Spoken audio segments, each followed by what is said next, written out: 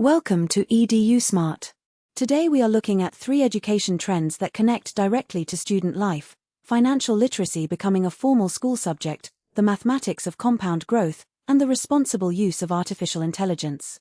First, financial education is moving from an optional conversation at home into the curriculum.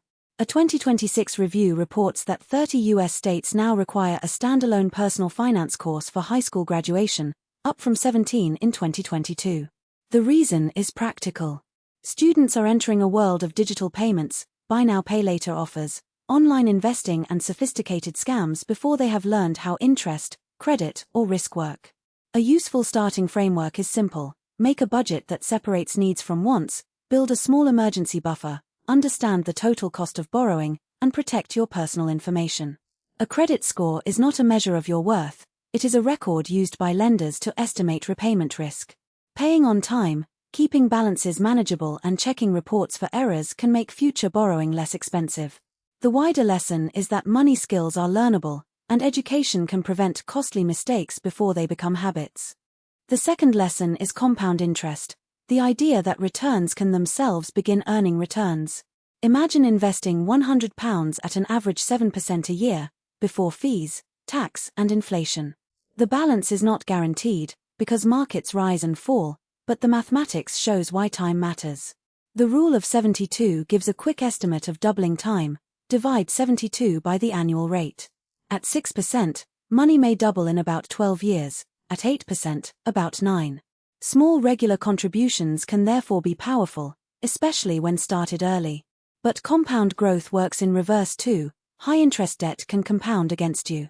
For a student, separate short-term saving from long-term investing. Keep money needed for rent, food, or tuition in an appropriate savings account rather than taking market risk.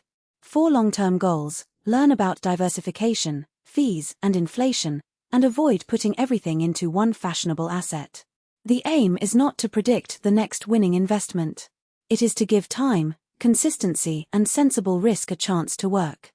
Our third topic is artificial intelligence in education and personal finance. New OECD work describes AI as changing how people access financial information, education, and advice, while its learner framework emphasizes AI literacy, understanding what systems can do, where they fail, and how to use them responsibly. ChatGPT can explain a difficult term, generate practice questions, or help compare budgeting options. But a fluent answer is not evidence that the answer is correct. AI can produce outdated facts, invented sources, or advice that ignores your circumstances. Students should verify important claims with primary or trusted sources, avoid entering sensitive financial data, and show their own reasoning. Ask, what evidence supports this answer, what assumptions were made, and what could go wrong? The same habit helps with scams and misinformation. Use AI as a tutor you question, not an authority you obey. Financial literacy and AI literacy share a core skill: pause before acting, check the evidence, and understand the consequences. Thanks for watching EduSmart. Subscribe for clear daily lessons on finance and technology.